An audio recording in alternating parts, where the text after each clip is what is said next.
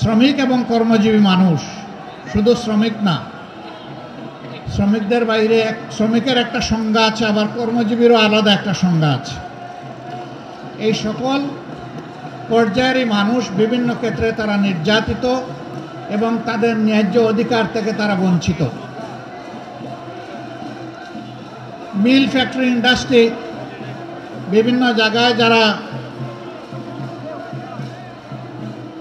উদ্যোক্তা, তারা বিভিন্নভাবে তাদের সহকর্মী শ্রমিক এবং কর্মচারীদেরকে তারা উপযুক্ত মূল্যায়ন করেন না, তাদের শ্রমের মর্যাদা দেন না, কর্ম পরিবেশ নিশ্চিত করেন না। এটি হচ্ছে বাস্তবতা। আবার আরেকটা বাস্তবতা আছে, তারা যেমন নির্যাতন করেন শ্রমিকদের উপর, আবার তারা নির্যাতিত হন চাঁদাবাজদের হাতে। চাঁদাবাজরা বিভিন্নভাবে তাদের কাছে হাজির হয়, বিভিন্ন রূপ নিয়ে হাজির হয়, বিভিন্ন দিবস পালনের জন্য হাজির হয়, এমনকি আজকের দিবসটি পালন করার জন্যও বিভিন্ন জায়গায় হাজির হয়েছে। এই দ্বন্দ্ব কতদিন চলবে? আমরা চাই না এই দ্বন্দ্ব চলুক। আমরা চাই মালিক পক্ষ এটা বুঝবে, শ্রমিক বাঁচলে আমার শিল্প বাঁচবে, আমার ব্যবসা বাঁচবে। শ্রমিক যদি না বাঁচে আমার ব্যবসা এবং শিল্প বাঁচবে না। আবার শ্রমিকরাও বুঝবে, উদ্যোক্তা, মালিক, শিল্পপতি যারা আছেন তারা যদি বাঁচে তাইলে আমরাও বাঁচব। কারণ আমার কর্মস্থলটাই যদি ধ্বংস হয়ে যায় আমি দাবিটা করব কার কাছে? এই জন্য উভয় পক্ষেরই এখানে দায় আছে, দায়িত্ব আছে। সত্যিকার অর্থে আমরা যদি একটি টেকসই বাংলাদেশ গড়তে চাই, একটি শান্তির বাংলাদেশ গড়তে চাই, তাহলে সমাজকে হাতে হাত ধরে পরস্পরকে সম্মান এবং ভালোবাসা দিয়ে এই সমাজকে গড়ে তুলতে হবে। যেদিন মালিকরা শ্রমিকদেরকে মন ভরে আদর করবেন এবং সম্মান দিবেন, তারা নিশ্চিত থাকতে পারেন শ্রমিক তার 16 আনার শক্তি উজাড় করে এই মালিকের পাশে থাকবে। আর শ্রমিক যতদিন পর্যন্ত অনুভব করবে যে আমার মালিক তো আমাকে মানুষই মনে করে না, আপনি ধরে নেবেন সেও আপনার শিল্পের সংরক্ষণের দায়িত্বও কিছু মনে করবে না। উভয় পক্ষ আমরা ক্ষতিগ্রস্ত হব। এই জন্য শ্রমিক কল্যাণ ফেডারেশনের মূল কাজটি হচ্ছে মালিক এবং শ্রমিকের সমন্বয়ে একটি দরদি, একটি পারস্পরিক ভালোবাসা এবং সম্মানের সমাজ গড়ে তোলা। আমরা সেই সমাজটাই দেখতে চাই। বাংলাদেশের কর্ম উপযোগী 70% মানুষ হচ্ছেন তারা কর্মজীবী, তারা শ্রমজীবী। 70% মানুষকে উপেক্ষা করে কোনো সমাজ সামনের দিকে এগিয়ে যেতে পারবে না। তবে এই যে কাঙ্ক্ষিত সমাজ আমরা যেটা চাই, যে সকলের সমন্বয়ে, সহযোগিতায়, পারস্পরিক বোঝাপড়ায়, সম্মান এবং ভালোবাসার ভিত্তিতে আমরা একটা টেকসই সমাজ গড়ব, সেই সমাজ আল্লাহর কসম, আল্লাহর আইন ছাড়া কোনো কিছু দিয়েই গড়া সম্ভব নয়।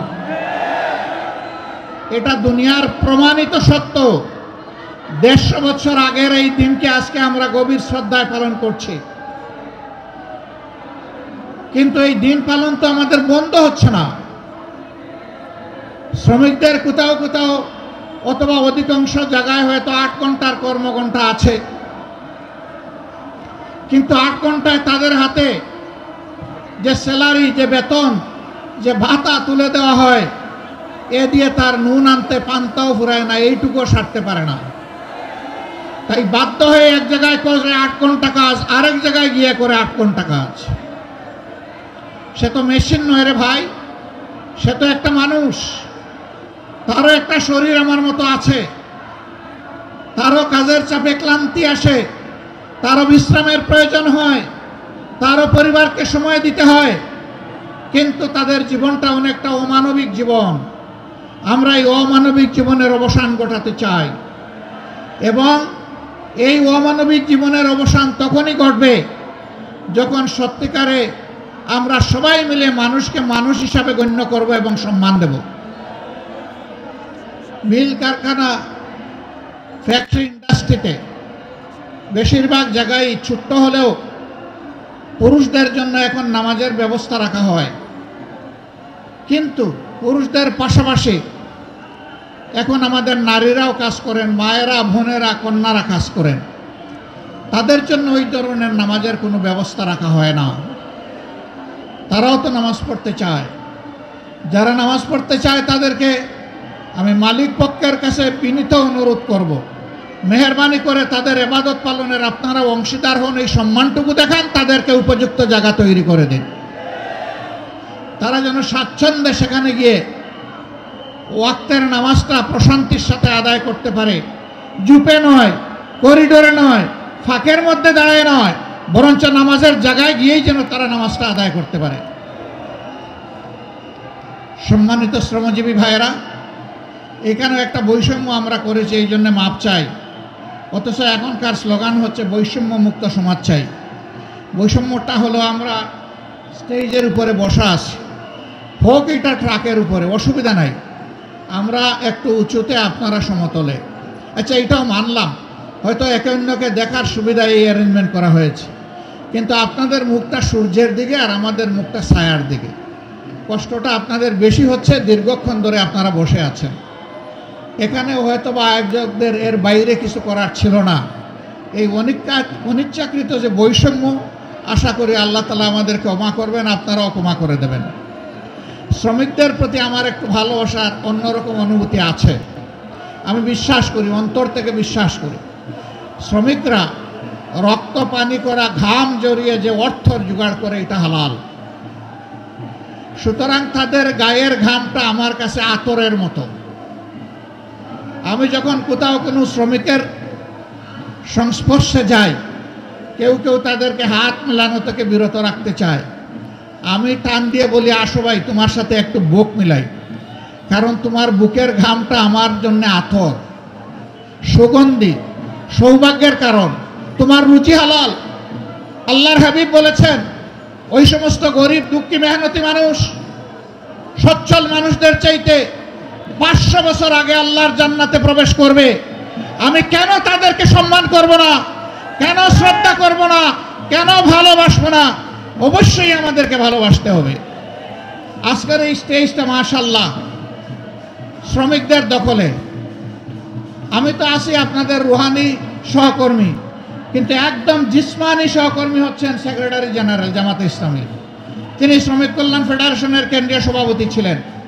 এরপরে বসা আছেন আমাদের নায়েবে আমিরদের মধ্যে যিনি বয়সে জ্যেষ্ঠ, জনাব অধ্যাপক মুজিবুর রহমান সাহেব, তিনিও আপনাদের কেন্দ্রীয় সভাপতি ছিলেন। এরপরে আরেক নায়েবে আমির, তিনি বর্তমান কেন্দ্রীয় সভাপতি। একজন মাত্র নায়েবে আমির বাকি আছে, ডক্টর সৈয়দ আবদুল্লাহ মোহাম্মদ তাহের। আমি ভাবতেছি তাকেও কোনদিন টান দিয়ে আপনারা কেন্দ্রীয় সভাপতি বানায় নেবেন, আর আমার পালা শেষে ইনশাআল্লাহ। কাজেই শ্রমিকদেরকে আমরা কিভাবে মূল্যায়ন করি, এই বিষয়টা আজকের স্টেজে একটা তার প্রতিচ্ছবি। আলহামদুলিল্লাহ, আমরা আসলেই মানুষের মধ্যে কোনো বৈষম্য দেখতে চাই না, এবং মানুষকে তার কর্ম, শ্রম কিংবা শিক্ষা অথবা পেশাগত জীবন দিয়ে আমরা বিবেচনা করতে চাই না। মানুষ আশরাফুল মখলুকাত, দল ধর্মের ঊর্ধ্বে উঠে আমরা মানুষকে সম্মান জানাতে চাই, এবং এরকমই একটা বাংলাদেশ গড়তে চাই। সেই বাংলাদেশটা আল্লাহর কোরআনের ভিত্তিতেই সম্ভব, রাসূল মকবুল সাল্লাল্লাহু আলাইহি সাল্লামের মাদানী শাসন ব্যবস্থার মাধ্যমে সম্ভব। বাংলাদেশ জামাতে ইসলামী এই সম্মান এবং শান্তির শাসন ব্যবস্থা কায়েম করার জন্য লড়াই করে যাচ্ছে। এই লড়াইয়ে আপনারা অংশীদার, গর্বিত অংশীদার। আপামর শ্রমিক জনতাকে এর সাথে সম্পৃক্ত করার এই লড়াই আপনাদেরকে অব্যাহত রাখতে হবে। শ্রমিক বোন এবং গৃহকর্মীদের উদ্দেশ্যে আমি একটা কথা বলতে চাই, আমাদের প্রতিপক্ষ আমাদের বিরুদ্ধে অপবাদ ছড়ায়, জামাতে ইসলামী ক্ষমতায় গেলে মহিলাদের আর কোনো কাজ করতে দিবে না, ঘর থেকে বের হতে দেবে না। আমরা আমাদের এই বোনদেরকে নিশ্চয়তা দিচ্ছি, তারা তাদের যোগ্যতা এবং পছন্দ অনুযায়ী কর্মক্ষেত্রে কাজ করবেন। এখন তাদের কোনো সম্মান নাই, তাদের কোনো মর্যাদা নাই, এবং তাদের কোনো নিরাপত্তা নাই। সেই রাস্তায় ইনশাআল্লাহ তাদের মর্যাদাও আমরা কায়েম করব, তাদের নিরাপত্তাও নিশ্চিত করা হবে ইনশাআল্লাহ। নারী পুরুষ সকলে মিলে এই স্ব কর্মক্ষেত্রে দেশের উন্নয়নে, দেশের স্থিতিশীলতায়, গতিশীলতায় আমরা সবাই মিলে ইনশাআল্লাহ অবদান রাখব। সেই সাম্যের সোনার বাংলাদেশ গড়ার সংগ্রাম সেই দিনই আমাদের থামবে, যেদিন মানুষের ঘরে ঘরে সুখ, শান্তি এবং মর্যাদা পৌঁছে যাবে। আল্লাহ রাব্বুল আলামিন সেই বাংলাদেশ গড়ার পথে, কোরআনের শাসন কায়েম করার পথে আমাদের সকলকে হাতে হাত মিলিয়ে, কাঁধে কাঁধ মিলিয়ে আমাদেরকে কাজ করার তৌফিক দান করুন। For more updates, follow us on Facebook, subscribe our YouTube channel, get the latest update on www.daily-sun.com.